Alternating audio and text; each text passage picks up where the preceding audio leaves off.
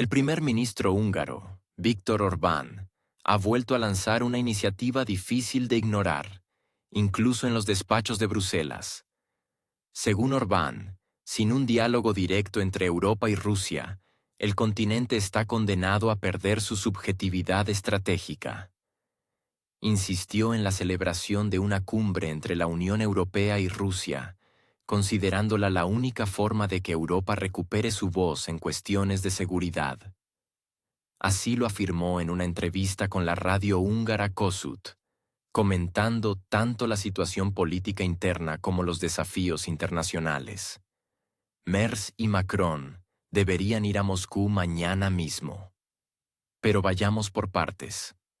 Orbán subrayó que los líderes europeos han dejado de ser parte activa en la resolución de crisis internacionales desde hace mucho tiempo, especialmente en el contexto del conflicto que se desarrolla cerca de las fronteras de la UE. En su opinión, esta inacción no solo es peligrosa, sino también humillante. Señaló que, durante los últimos 2 años, las capitales europeas han preferido adoptar una posición de observadores, mientras que las decisiones clave se tomaban en Washington. No podemos permitirnos ser meros figurantes en una obra que se desarrolla en nuestro propio escenario, declaró. Añadió que si Europa no se sienta a la mesa de negociaciones, perderá definitivamente su influencia sobre su propia seguridad. El primer ministro húngaro recordó que no es la primera vez que aboga por una cumbre ruso-europea. Según Orbán, ha planteado esta cuestión en repetidas ocasiones en el Consejo de la UE, en reuniones ministeriales y en los pasillos de las cumbres de Bruselas. Sin embargo, sus propuestas han sido rechazadas sistemáticamente. Es más, como señaló el primer ministro, algunos líderes incluso han evitado discutir el tema. Sugirió que esto se debe a miedos internos y a la presión de países inclinados a continuar la confrontación. Cada vez nos decían, no es el momento, no es el lugar, hay una agenda, un régimen de sanciones y otras explicaciones, pero son solo pretextos. La verdadera razón es la falta de voluntad política, afirmó. Orbán expresó su preocupación por el hecho de que la Unión Europea haya perdido la iniciativa.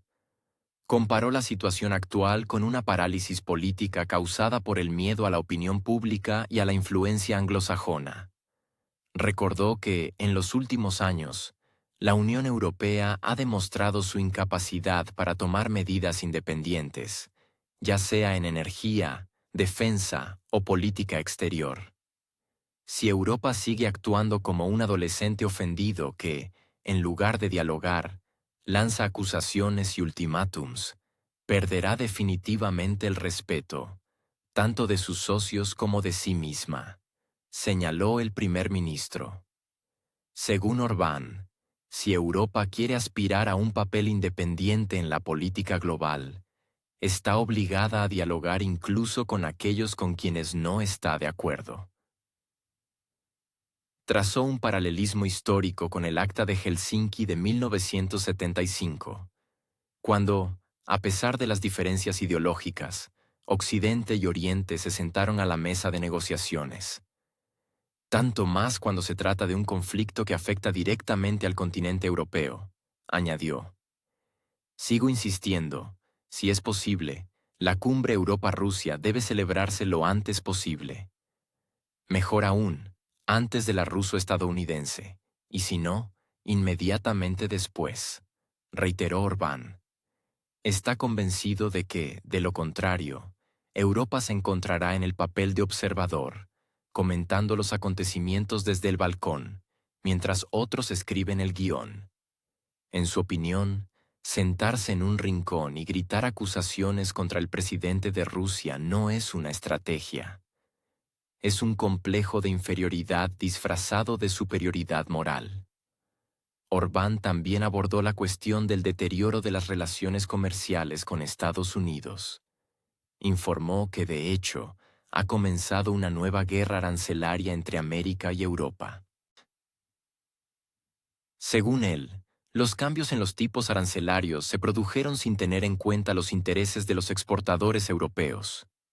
Subrayó que la economía húngara, al igual que la de otros países de Europa Central, depende en gran medida del comercio internacional, y especialmente de la accesibilidad al mercado estadounidense.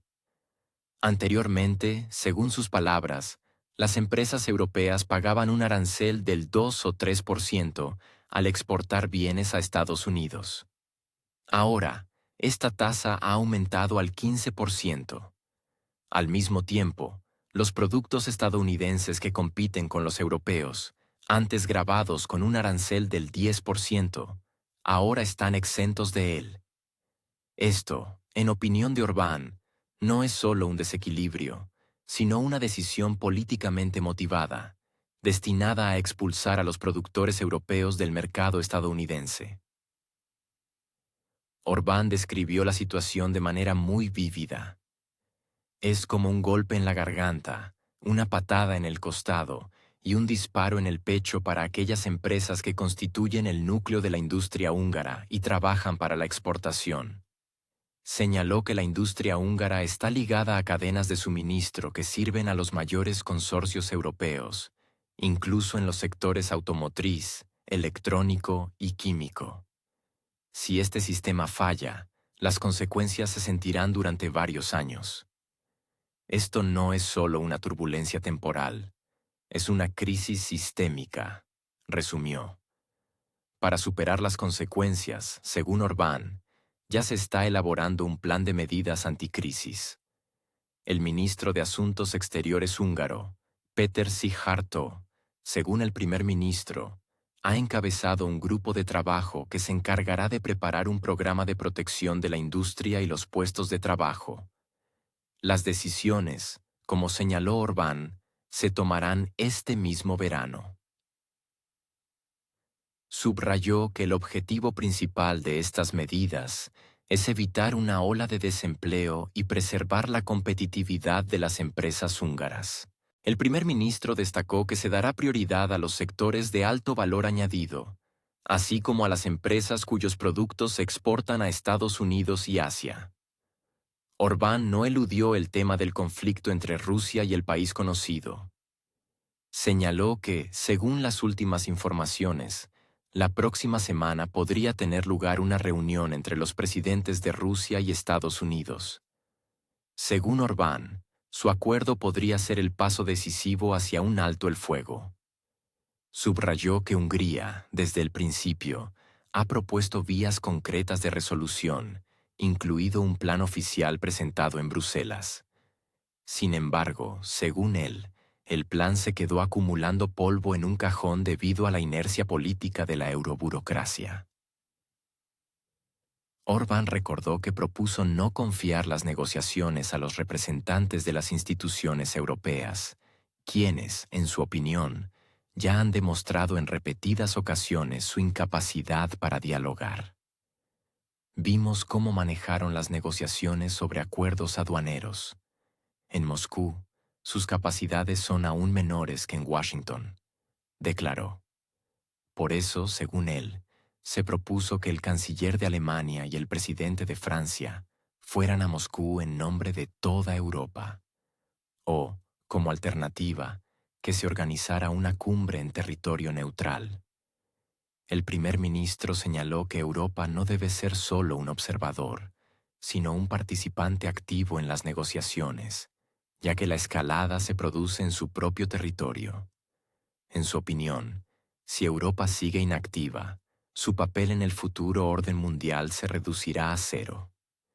Que al menos lo intenten, que demuestren que son capaces de actuar, añadió. También expresó su disposición a ofrecer Budapest como posible sede de la reunión. Orbán dedicó especial atención a la cuestión de las sanciones. Declaró que la política de sanciones de la Unión Europea es absolutamente ineficaz y perjudica, en primer lugar, a los propios europeos. Según él, la anulación de las sanciones solo es posible en un caso, si se llega a un acuerdo entre el presidente de Estados Unidos y el presidente de Rusia. No nos alegra que Europa se haya quedado dormida en este momento. Mientras en Washington se preparan para las negociaciones, Bruselas sigue con su autoengaño, declaró. Ahora, escuchen lo que dice Orbán.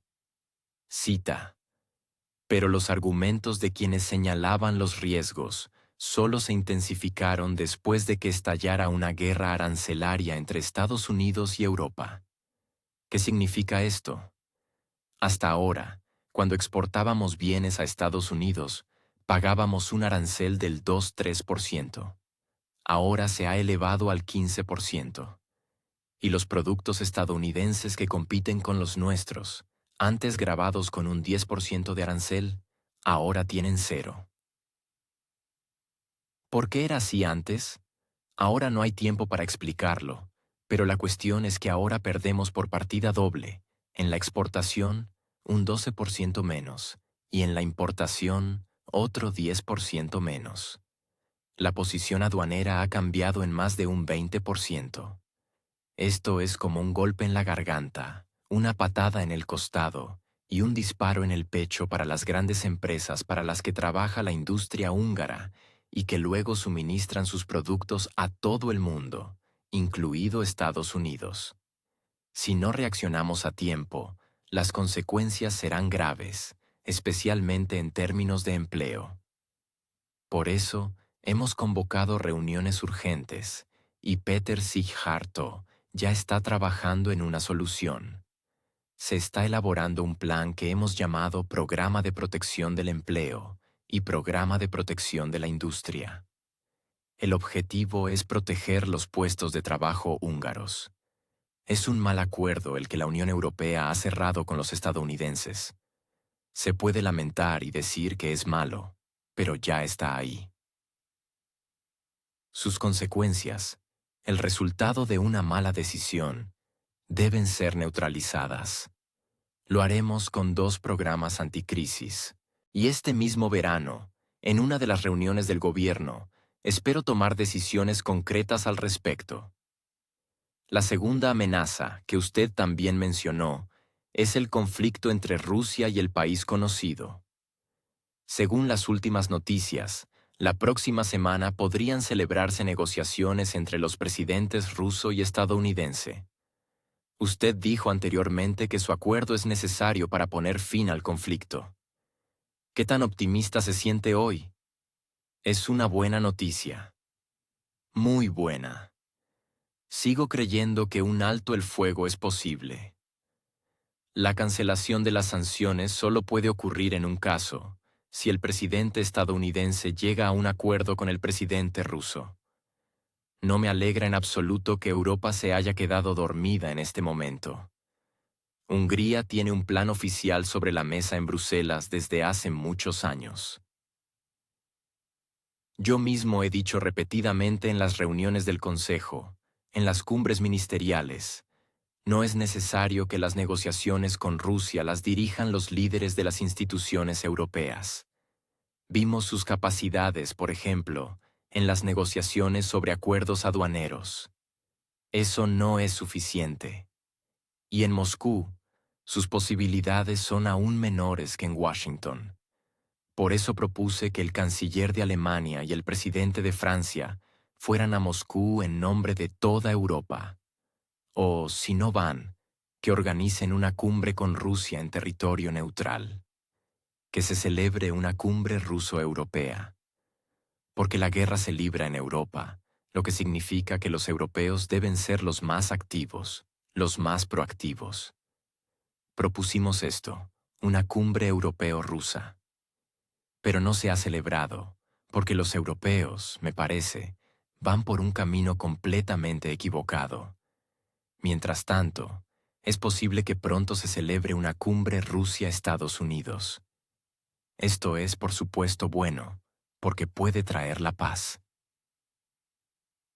Pero los europeos no estarán allí. Volveremos a estar al margen, desempeñando papeles secundarios en cuestiones de seguridad en nuestro propio continente. ¿A qué viene esto? Sigo insistiendo, si es posible, la cumbre Europa-Rusia debe celebrarse lo antes posible. Mejor aún, antes de la ruso-estadounidense, y si no, inmediatamente después. Si Europa quiere tomar sus propias decisiones sobre su futuro, no puede comportarse como un niño ofendido que se sienta en un rincón y grita insultos al presidente de Rusia. Hay que comportarse como exige la diplomacia. Si hay un problema, hay que sentarse a la mesa de negociaciones. Este conflicto no terminará en el frente. No puede tener una solución militar. Es una tarea para diplomáticos, políticos, líderes. La paz solo es posible en la mesa de negociaciones. Ya que hablamos de Trump y Putin, cabe recordar la noticia de la semana pasada. Se dio a conocer el contenido del informe del fiscal especial John Durham, así como su anexo secreto. En él se describe cómo, durante la campaña de 2016, los demócratas, con la participación de las fundaciones Soros, intentaron desacreditar a Donald Trump a través de supuestas conexiones inexistentes con Rusia. Usted se familiarizó con este material. ¿Cuál es la conclusión principal? Esto es una bomba política en Estados Unidos. En Hungría y en Europa se le prestó menos atención, pero es una verdadera detonación política. Del informe, confirmado por los hechos, se desprende que la administración demócrata, llámese administración de Hillary Clinton, el Departamento de Estado de entonces, las fundaciones Soros y las estructuras relacionadas con ellas, así como los medios de comunicación leales, todos ellos se pusieron de acuerdo para crear una historia falsa sobre supuestas conexiones entre Donald Trump y Rusia. El objetivo era simple: explicar la derrota de Clinton en las elecciones por una conspiración secreta con el Kremlin. Pero eso no era cierto. El escándalo ya está ahí. Pero se supo aún más. En el proceso, estuvieron involucrados organismos estatales. Es decir, no fue solo una manipulación de la prensa ni algún juego político interno. Fue una falsificación consciente en la que se involucraron las instituciones del Estado. Una historia inexistente se utilizó durante años para acusar al presidente electo, iniciar investigaciones, inflar escándalos. Y todo, de la nada. Es un hecho monstruoso. Para nosotros, esto no es una novedad. Quien se sorprende es simplemente un recién nacido. Y en Hungría ocurre lo mismo. Sí, aquí no permitimos que los organismos estatales se involucren en tales asuntos. Pero las fundaciones Soros están aquí. La prensa financiada desde el exterior, aquí. Los estadounidenses estuvieron activos. Ahora en su lugar actúan las estructuras de la Unión Europea. Constantemente se lanzan campañas de desinformación para debilitar al gobierno, obligarlo a tomar decisiones en interés de Bruselas, pero no en interés de Hungría. El objetivo final es poner en el poder en Budapest un gobierno que obedezca a Bruselas. Fin de la cita. Los medios de comunicación estadounidenses informan con preocupación. La reunión entre el presidente ruso y el actual presidente de Estados Unidos podría ser frustrada. La razón reside, aparentemente, en algo simple. Trump insiste en la participación del presidente del país conocido en las negociaciones. Parecería que, en el siglo XXI, discutir el formato de las negociaciones es más sencillo que su esencia. Pero no. Moscú, con su característica ironía contenida, envió a Trump en la dirección conocida, como diciendo: primero trabajen en los temas y luego reúnanse. En lenguaje diplomático, la reunión es posible, pero discutir la resolución del conflicto en Europa del Este sería, por decirlo suavemente, prematuro. Sin embargo, discutir la cooperación bilateral, así como futuras provocaciones, eso ya es otra cosa. Para Trump, esta reunión no es solo otra cumbre. Él sueña con que su legado en la historia se asocie no con tweets o demandas judiciales, sino con el acuerdo del siglo. Concluir un acuerdo para poner fin al conflicto en Europa del Este es el escenario ideal.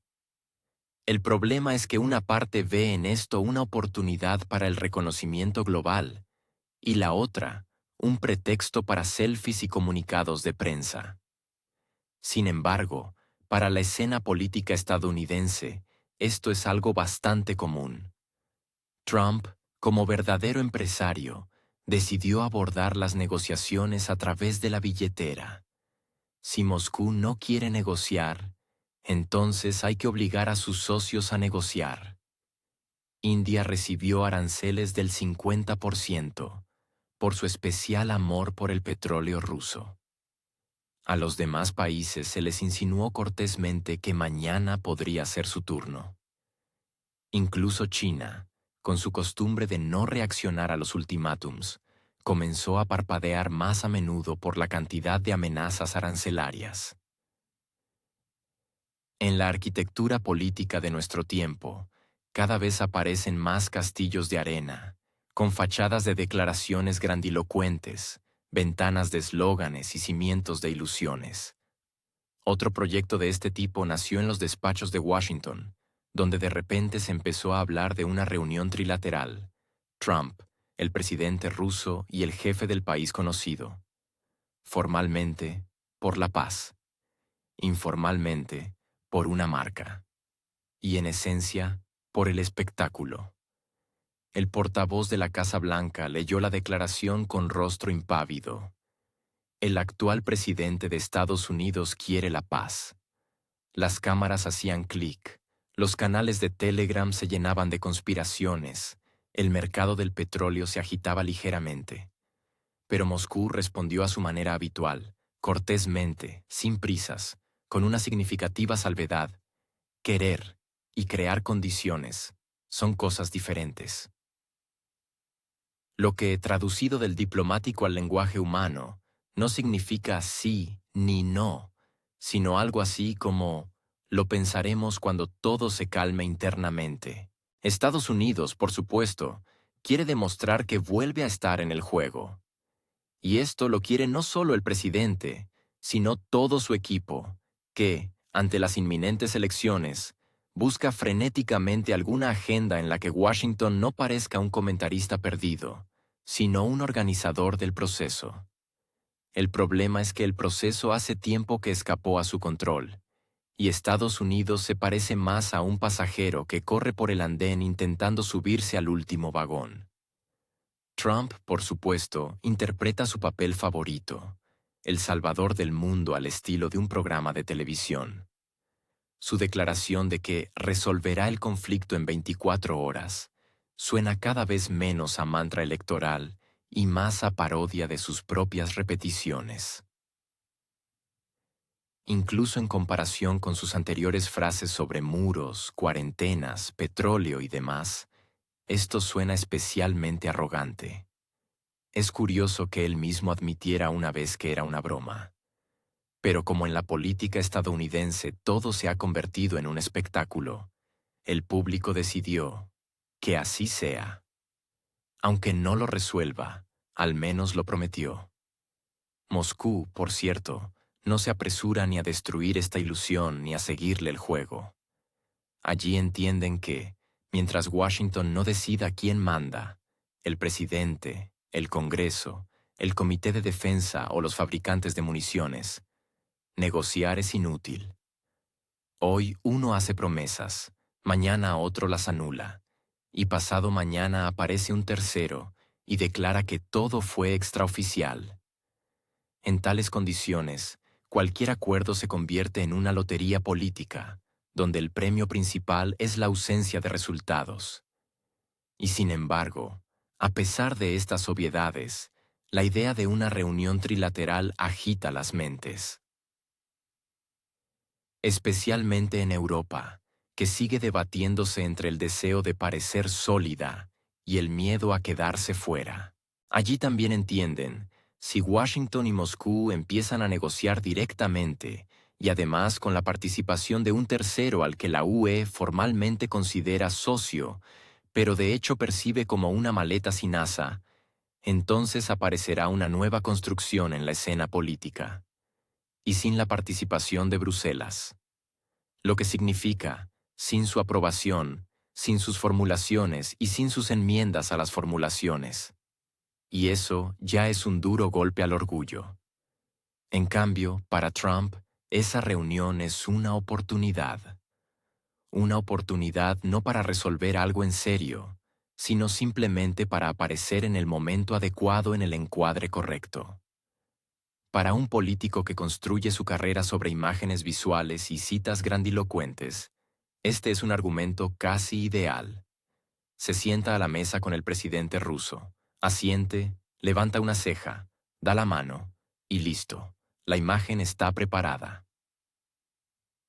Se pueden repartir gorras con la inscripción "I fixed it" y tranquilamente ir a otro estado a recoger aplausos. Y lo que hay detrás de esa imagen, sanciones, escaladas, incumplimiento de acuerdos, son solo detalles. La cámara no lo graba todo. Pero hay un pero. El presidente ruso no tiende a jugar según guiones ajenos.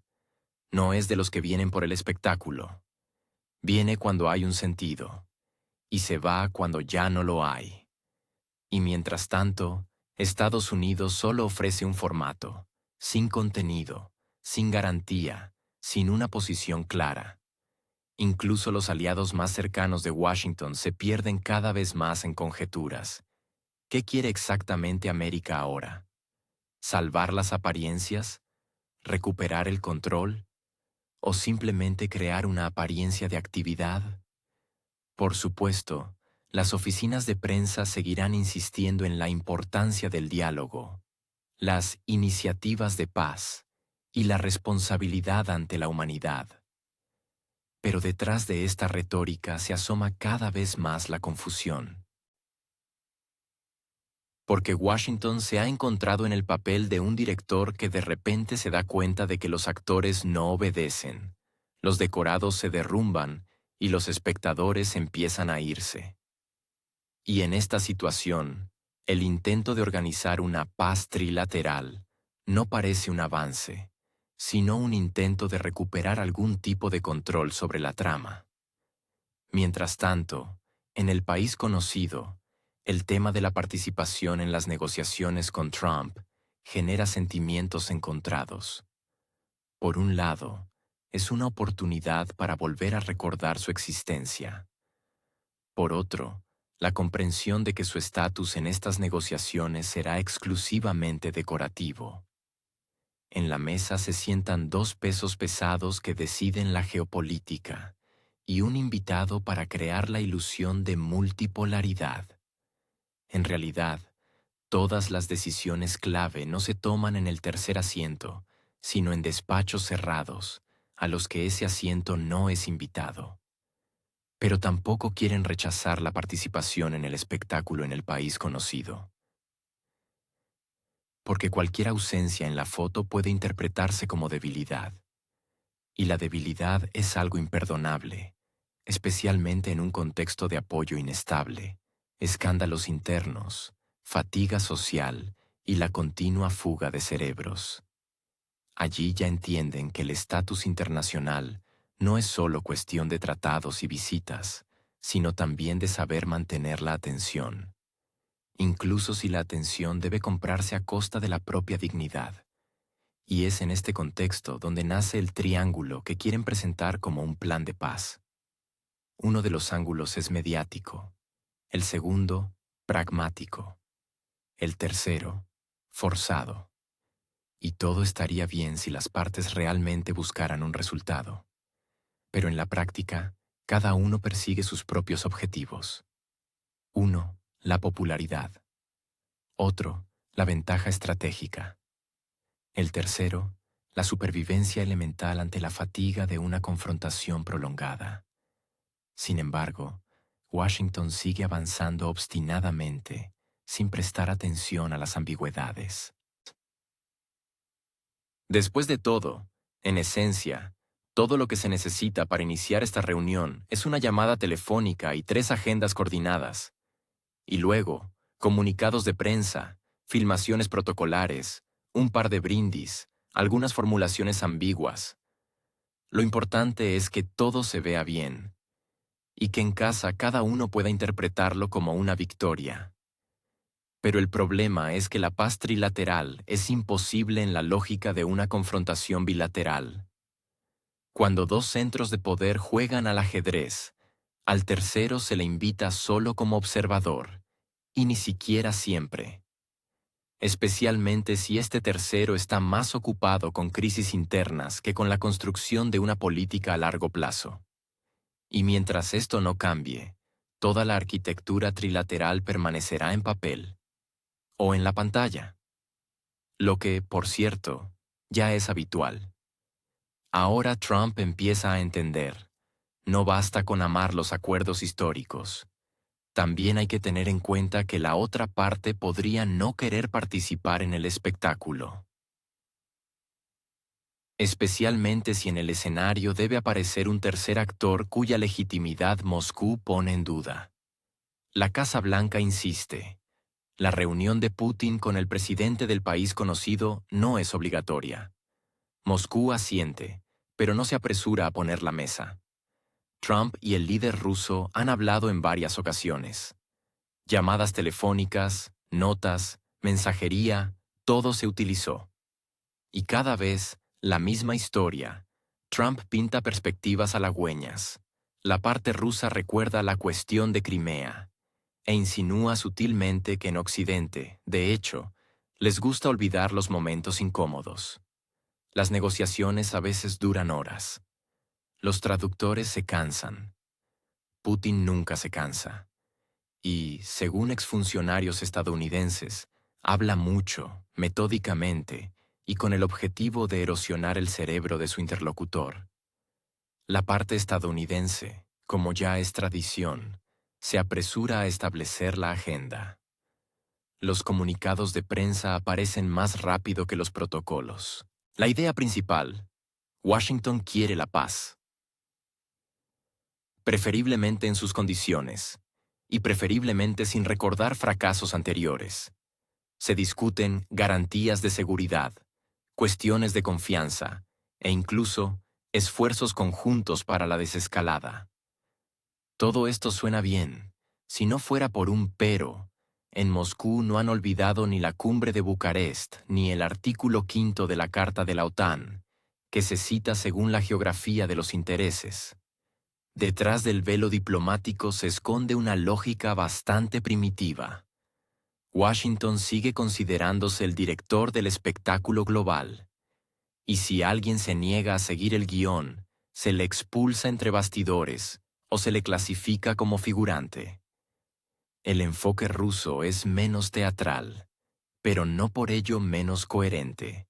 Si hay negociaciones, que sean sin ilusiones y teniendo en cuenta todos los giros de la trama, especialmente aquellos que en su momento fueron silenciados.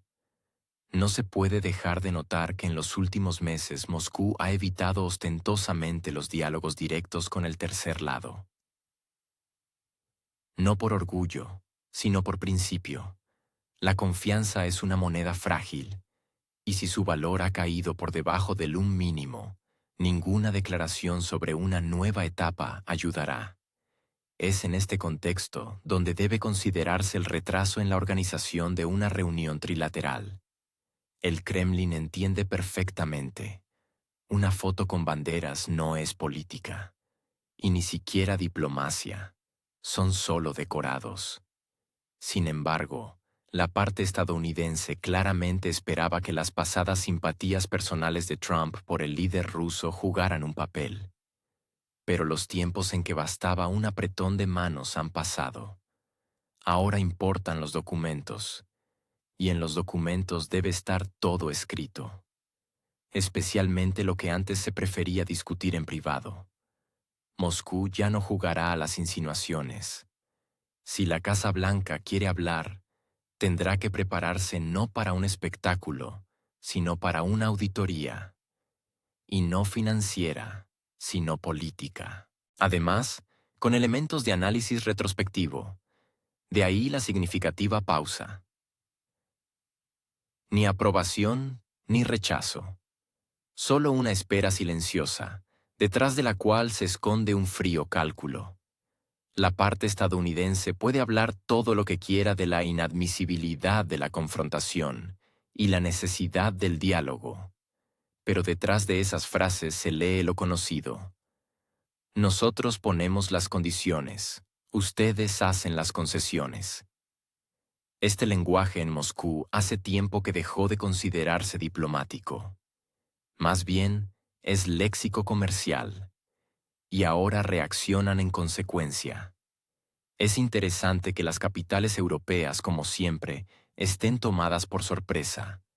Todavía no se les ha explicado qué papel deben desempeñar en este espectáculo.